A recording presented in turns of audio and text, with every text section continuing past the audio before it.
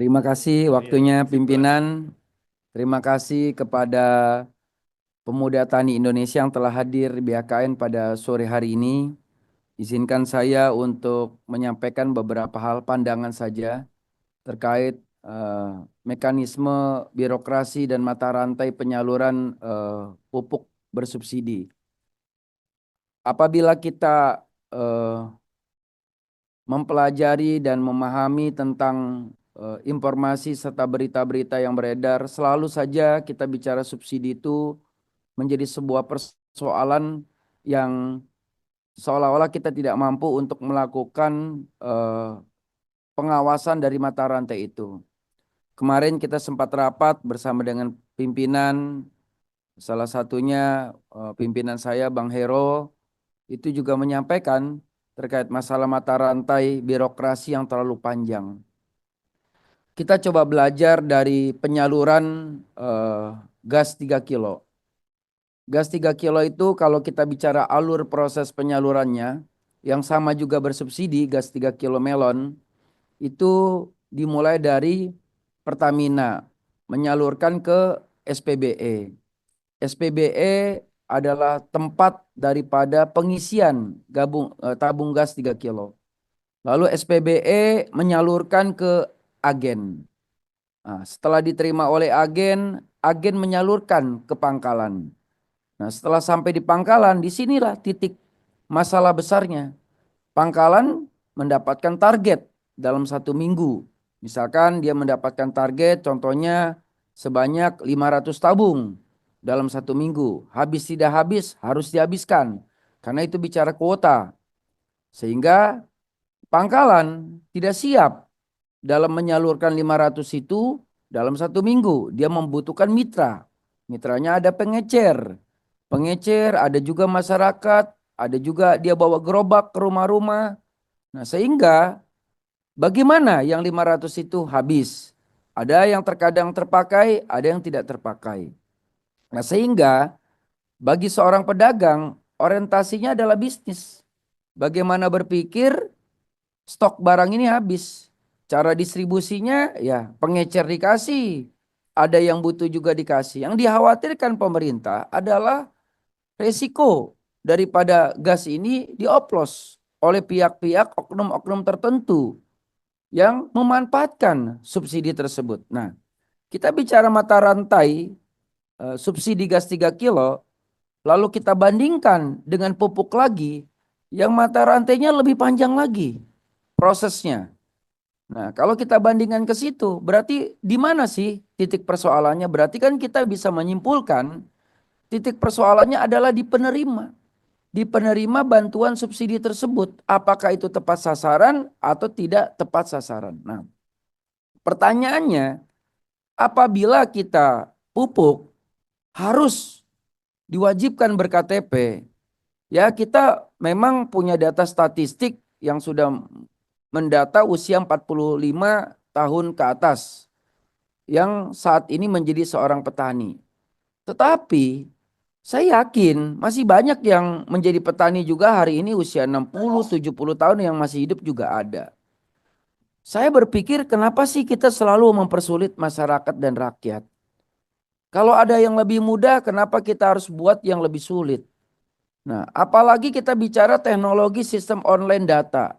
Tidak semua daerah itu memiliki akses signal teknologi yang langsung bisa terakses dengan handphone. Ada wilayah-wilayah di daerah yang sulit signal handphone itu masuk. Nah, kalau dia diverifikasi menggunakan handphone, lalu mohon maaf, desa tersebut signalnya susah, WiFi nggak susah untuk diakses, nah, dia akan kena masalah. Nah, sementara petani beda dengan melon 3 kilo. Kalau melon 3 kilo, ya mohon maaf, setiap waktu dibutuhkan. Tetapi kalau bicara masalah eh, apa namanya pupuk, pupuk itu kan ada masanya. Dia punya masa tanam, dia punya masa panen. Nah, sehingga waktunya nggak bisa dikatakan harus terburu-buru dan sebagainya. Nah, sehingga saya berapa kali rapat bahkan saya terus akan memperjuangkan bagaimana mencari kemudahan bagi masyarakat. Saya sebagai anggota DPR RI harus punya terobosan di sini. Bagaimana caranya supaya pemerintah mencari solusi yang termudah? Contoh, izin pimpinan, seperti BPJS. Orang yang menerima kartu BPJS nggak bakal salah orang. Nggak mungkin di kartu BPJS namanya si Andi yang menerima si Tono. Karena dia memang sudah memiliki kartu yang terakses, terintegrasi. Nah, maka data penerima subsidi ini yang saya bingung, ini tidak akurat. Baik di tingkat desa, di kecamatan, sampai di Pemda, kabupaten kota, itu tidak akurat. Sampai lari ke pusat lagi tidak akurat. Banyak yang terkadang di data, mohon maaf, orangnya sudah meninggal dunia. Atau juga di data, orangnya yang tadinya miskin sudah jadi kaya. Atau terbalik, yang dulunya kaya dia jadi miskin. Nah, jadi pendataan ini kalau menurut saya memang sepakat memang menggunakan KTP karena alat ukurnya tetap KTP. Tetapi KTP ini harus diverifikasi. Verifikasi KTP itu bukan diverifikasi KTP-nya, tapi diverifikasi statusnya, gitu loh. Apakah status orang ini masih layak mendapatkan pupuk bersubsidi? Misalkan seperti itu.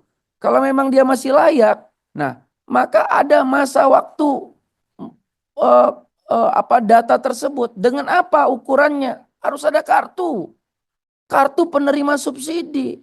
Nah, kalau tidak ada kartu penerima subsidi, daerah mana, kecamatan mana, desa apa, RT berapa, RW berapa, lalu siapa orangnya.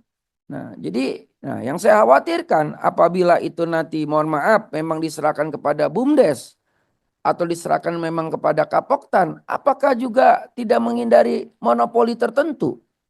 Yang saya khawatir ada monopoli tertentu lagi di situ.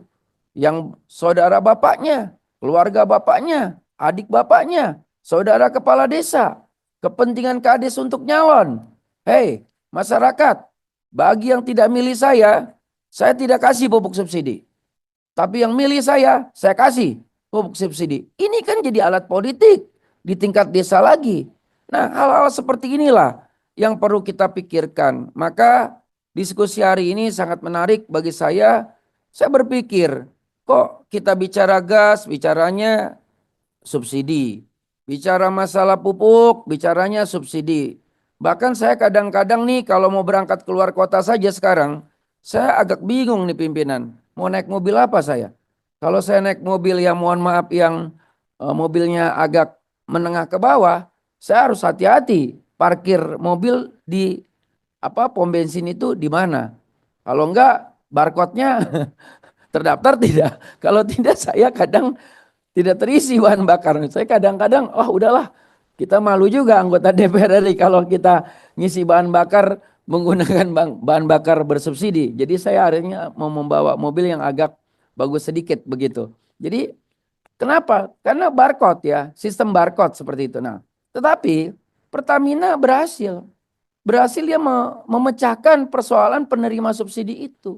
Nah, saya berpikir kenapa kita nggak buat konsep seperti Pertamina, pupuk itu justru mata rantainya yang diperkecil. Diperkecil yang tadinya dia prosesnya terlalu panjang itu diperpendek. Nah, kalau perlu pupuk itu hanya diterima satu tempat di agen saja misalkan begitu. Jadi ketahuan nantinya, terkontrol. Nah, kalau mata rantainya terlalu panjang, maka pasti tidak ada segala sesuatu yang tidak akan ada oknum kalau mata rantainya terlalu panjang. Pengawasan juga akan sulit kalau mata rantainya terlalu panjang. Tapi kalau mata rantainya sempit, siapa pemainnya, siapa pelakunya, siapa yang bermasalahnya bisa kita lihat di situ. Nah, lalu yang berikutnya terkait masalah kartu. Dengan kartu itu nanti akan bisa terdata. Misalkan nomor kartu sekian, dia memiliki lahan berapa hektar, lalu namanya siapa, lalu menerima pupuk dalam 1 bulan berapa kilo, misalkan, lalu harga pembeliannya berapa, itu dia akses di dalam kartunya itu. Kartunya itu memang tidak akan mungkin kita bisa buat kartu tanpa dasarnya KTP dulu. Nah, gini gitu. Nah, jadi artinya kartu ini kalau bisa berhasil ini lebih baik. Nah, kalau hanya KTP kita bicara misalnya agen gas 3 kilo. Sekarang Pertamina memberlakukan sistem apa namanya KTP terhadap pembeli gas. Orang bilang apa, Pak Ketua? Kok sekarang orang beli gas ini seperti orang mau ngambil motor. Mau ngambil motor. Kalau mau beli gas 3 kilo, bawa KTP, bawa kakak. Kok orang beli gas 3 kilo buat masak saja di dapur, ya harus bawa kakak dan KTP. Ini orang mau masak di dapur. Ini kalau syarat-syaratnya udah seperti orang mau ngambil motor. Ini pemerintah ikhlas nggak ngasih subsidi ini? Kan begitu pemikiran orang. Nah, jadi kita harus mempersimpel. Mempersimpel konsep itu. Nah, konsep ini yang dipersimpel ini yang dengan cara tadi. Dengan cara kita buat sebuah kartu. Nah, kalau berhasil dari sistem kartu itu, maka nanti yang lain akan mengikuti konsep-konsep yang sama. Nah, inilah saya hari ini lebih memperdalami tentang mata rantai penyaluran subsidi. Saya setuju kalau produk apapun yang bersifat subsidi itu harus kita awasi ketat. Ya kan, tetapi role modelnya juga harus jelas. Jangan sampai nanti mempersulit masyarakat, mempersulit rakyat. Karena saya di dapil wilayah saya pimpinan terus terang. Kalau misalkan sedang musim panen, kalau lagi musim panen pupuk numpuk.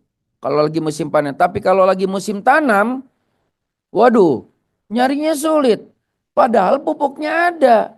Tapi kalau ketemu sama oknum-oknum di desa, itu mudah. Bahkan kadang-kadang ada bergening di situ, di dapil saya Kabupaten Tangerang. Bergeningnya apa? Nanti kalau panen hasilnya jual ke saya ya. Harga sudah dipatok sekian. Kalau tidak, nanti tanam berikutnya saya tidak akan kasih pupuk seperti itu. Nah, ini kan aneh gitu menurut saya. Padahal barangnya ada, tetapi penyalurannya sulit untuk didapat. Nah, inilah mungkin hal-hal yang bisa saya sampaikan dalam kesempatan waktu pada sore hari ini. Saya akan terus berjuang dalam rapat-rapat kerja, baik kemarin saya rapat bersama pimpinan di BPK, juga rapat di Komisi 12, saya akan terus mendengungkan untuk kita mempersingkat proses apa namanya birokrasi penerimaan subsidi itu. Kita punya KTP, kenapa tidak? Kenapa tidak mungkin kalau kita buat sebuah kartu yang terintegritas secara lebih mudah. Kasihan kalau setiap masyarakat asalkan mau menerima apapun, KTP-nya mana? KTP-nya mana? Tapi kalau dia punya yang namanya kartu, cukup dia tahu nomor kartu. Kita belanja di supermarket aja dipermudah kok. Contohnya kita belanja ke Matahari. Nah, ditanya, Pak, punya member Matahari? Waduh, saya tidak bawa, Pak. Tidak bawa, Bu, member Matahari. Tahu nomor kartunya enggak? Ah, Pak, saya lupa juga. Nomor handphone Bapak berapa? Saya kasih. Dengan nomor handphone saja, selesai. Kok kalau swasta menjual barang bisa lebih mudah dari sistem kartu member Matahari? Kenapa kok pemerintah mempersulit hal-hal yang dimungkinkan untuk kepentingan masyarakat? Itu saja mungkin dari saya pimpinan. Mudah-mudahan kita ada solusi untuk semua ini sehingga masyarakat bisa lebih dipermudah, masyarakat bisa lebih diperbantu. Kita sebagai wakil rakyat harus berjuang memikirkan nasib masyarakat untuk mempermudah birokrasi dan penerimaan subsidi. Terima kasih. Wassalamualaikum warahmatullahi wabarakatuh. Salam.